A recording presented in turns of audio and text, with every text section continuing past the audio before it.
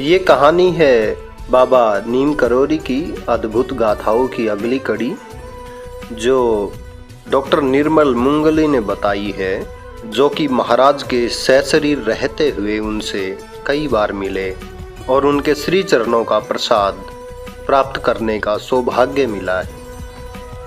नीम करोली महाराज के लीला प्रसंगों के अगली कड़ी में एक ऐसी कथा है जो बर्मा से भारत और अमेरिका तक फैली हुई है। शुरू होती है द्वितीय विश्व युद्ध के टाइम में 1942 के आसपास और इसका चरम होता है सन 2004 अक्टूबर माह में कैची में। तो आइए इस कथा का आनंद लेते हैं। बात सन 1958 की। महाराज हल्द्वानी में थे, अपनी चिर परिचित मुद्रा में तख्त पर लेटे से आराम कर रहे थे। पासी मेज में एक अखबार, एक कागज का टुकड़ा, पेंसिल और चीजें पड़ी हुई थी। तो उन्होंने अखबार को उठाकर अपने घुटने के ऊपर रखा अधलेटी अवस्था में ही, और उसके ऊपर से उस कागज के टुकड़े को रखकर पेंसिल से कुछ लिखना शुरू किया। वो लिख रहे थे और फिर पिताजी की ओर जो पास में ही खड़े थे, उन्होंने इशारा करके पास बुलाया, कागज को मोड़ के तह किया और पिताजी के पास आने पर उनकी जेब में, कमीज की जेब में डालते हुए बोले, ले ये तेरे लिए है। बाद में पिताजी ने जब देखा तो महाराज ने उस कागज के टुकड़े पर राम राम लिखा था स्वयं अपने हाथों से, और प्रसाद स्वरूप पिताजी को भेंट किया था। महाराज का वो महामंत्र राम राम लिखा हुआ अनमोल रतन हमारे पास सुरक्षित है, लेकिन इसकी इस कथा में उपयोगिता आगे चल के स्पष्ट होगी।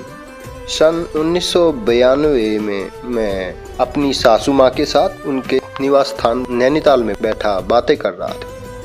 बातें उनकी उस समय की हो रही थी जब उनका परिवार बर्मा में था। वो लोग, जब अन्य भारतीय भी करीब 5 लाख लोग 1942 में विश्व युद्ध के दौरान बर्मा से भारत विस्थापित हुए थे, तो उनमें से 9 दंपत्ति के रूप में वो भी थे। बातों ही बातों में महाराज का जिक्र आ गया और माँ जी बर्मा में अपने बचपन और महाराज की यादों में खो सी गई। माँ जी ने बताया उनका बचपन बर्मा में मेम्यू में बीता था। उनका परिवार व्यवसायी परिवार था और मेम्यू के पास ही एक छोटा सा कस्बा जिसका नाम नोखांजी था। वहाँ वो अपने परिवार के सदस्यों माँ के साथ अक्सर जाती रहती थी। नोखांजी में महाराज रहते थे, लोग उनको नोखांजी बाबा के नाम से जानते थे। तो माँ जी बताती हैं कि नोखांजी में एक पहाड़ी सा इलाका है और उसमें एक गोल कुटिया महाराज ने बनाई थी तख्तों से, और उसकी छत 6 खंभों में उस पर टिकी हुई थी। कुटिया के कच्चे फर्श में एक तहखाना नुमा कमरा भी था। लोग कहते थे इसमें बैठकर महाराज साधना करते हैं। महाराज से मिलने तमाम लोग आते थे और महाराज सबको प्रसाद, भोजन इत्यादि कराते थे। साथ ही में महाराज के पास आने वालों में बुखार, मलेरिया, पीलिया इत्यादि के मरीज भी आते थे और महाराज अपने हाथों से एक माला बना के, जो कि एक धागे में सी वनस्पति के छोटे छोटे टुकड़े माला की तरह पिरोए हुए होते थे, बंधे हुए, उसको पहनाते थे। और वो माला रोगी के गली में पड़ी पड़ी लंबी होते जाती थी और जैसे जैसे वो लंबी होती जाती थी रोग भी ठीक होता जाता था। माँ जी का परिवार भी महाराज की सेवा में उनके दर्शन करने के लिए जाते रहता था।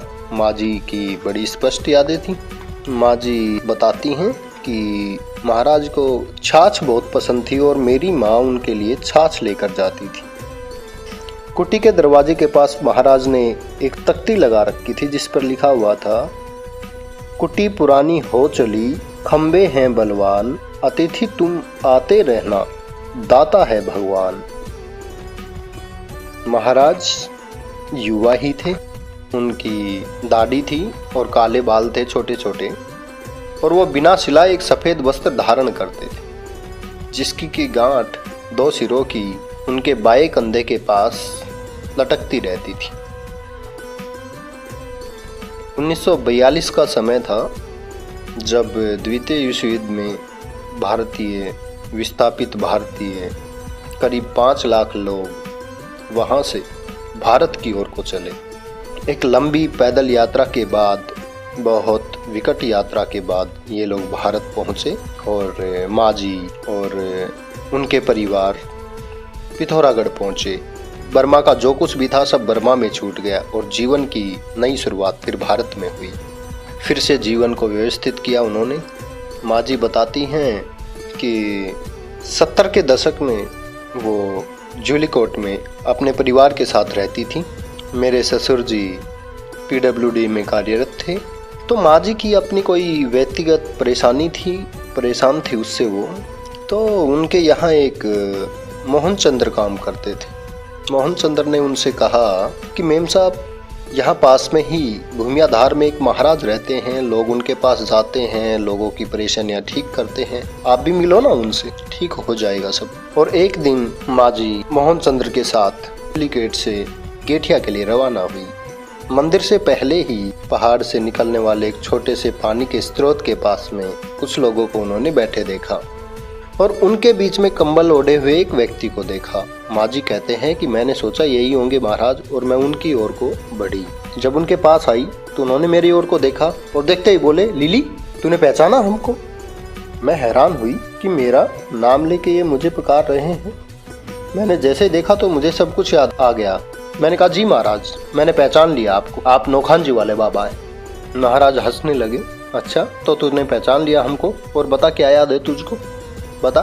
तो मैंने कहा महाराज, आप नौखान जी में कुटिया में रहते थे, गोल कुटिया थी आपकी, और आपने उसके बाहर एक तख्ती लगा रखी थी, उस पर लिखा हुआ था, कुटी पुरानी हो चली, खम्बे है बलवान, अतिथि तुम आते रहना, दाता है भगवान। और आप वहाँ लोगों को प्रसाद देते थे, भोजन कराते थे, लोग आपसे मिलने आते थे। मैं अपनी माताजी के साथ, परिवार के साथ मिलने आती थी। तो महाराज बोले, अरे तुम्हें तो सब कुछ याद है, अच्छा बता माँ कैसी है? सब लोगों के बारे में उन्होंने पूछा। और बर्मा के बाद यानी सन 42 के बाद अब 70 के आसपास उनकी अब दोबारा भेंट हुई। महाराज ने उनको प्रसाद दिया, महाराज ने उनको पहचान लिया, माँ जी ने भी उनको पहचान लिया।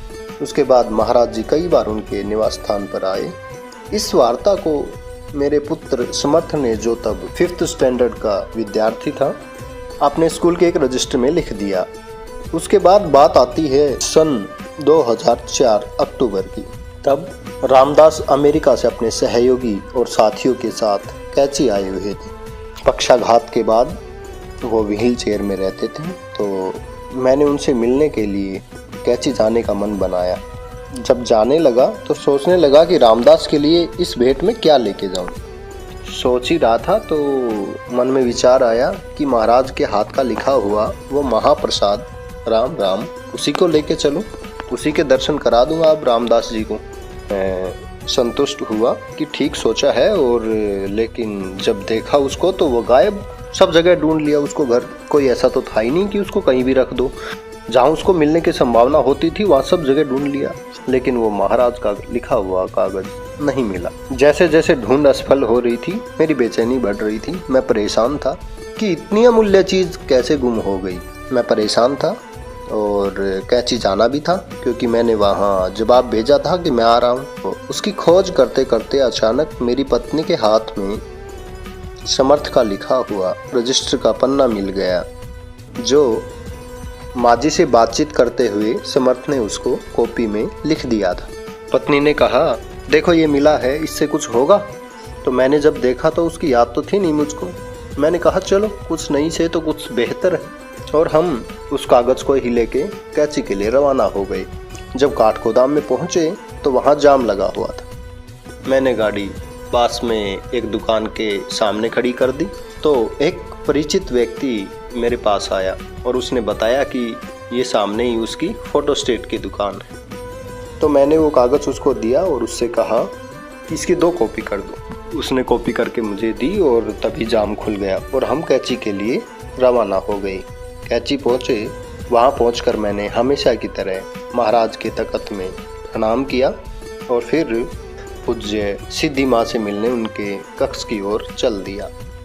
जैसे ही माँ से भेंट हुई, माँ ने मेरी हाथ में कागज का वो रोल देखा, बोली ये क्या है, क्या लाया है तू?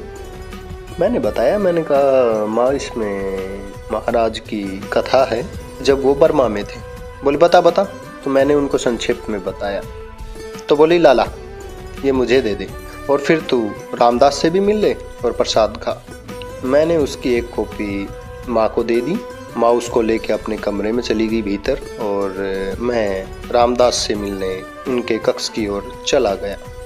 रामदास व्हील चेयर में अपने कमरे में अपने साथियों के साथ बैठे हुए थे। बहुत ही प्रेम से मिले, कुशल मंगल पूछी। फिर उसके बाद मैंने उनको उस कागज़ के विषय में बताया। तो उन्होंने वो कागज़ में मैंने उनको दिया। उन्होंने कागज़ को पकड़ा और उसको पढ़ने लगे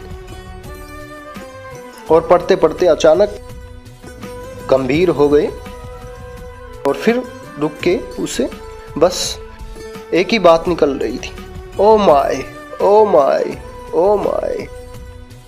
कागज़ पढ़ना उन्होंने बंद किया। अपने गोद में उन्होंने व्हील चेयर में कागज़ को रखा और सोच में पड़ गए। कहीं खो से गए थे वो।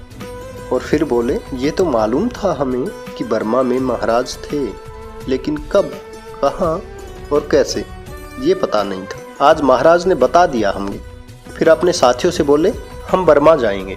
फिर मेरी ओर को मुड़े और बोले 5वीं क्लास के एक बच्चे ने बहुत ही अच्छा लिखा है, क्या मैं इसको रख सकता हूँ?